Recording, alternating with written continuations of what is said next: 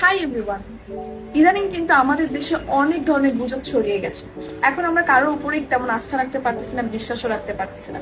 ঠিক তেমনি তোমরা যারা মনে করো যে এই যে বাদাম শেক এবং মিল্কশেক গুলো খেলে তোমাদের ওয়েট গেইন হবে কিনা, কিংবা হচ্ছে এটা খাওয়া ক্ষতিকর কিনা, কিংবা তোমরা বিশ্বাস রাখতে পারতেছো না, আজকের ভিডিওটা তাদের জন্য ইম্পর্টেন্ট।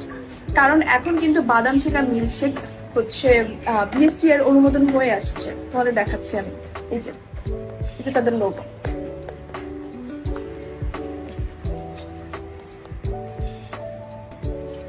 সো এই প্রোডাক্ট গুলোর উপরে তোমাদের আস্থা এবং বিশ্বাস রাখার জন্য আর কোনো টেনশন করতে হবে না, কারণ এরা বিএসটি এর অনুমোদন হয়ে আসছে।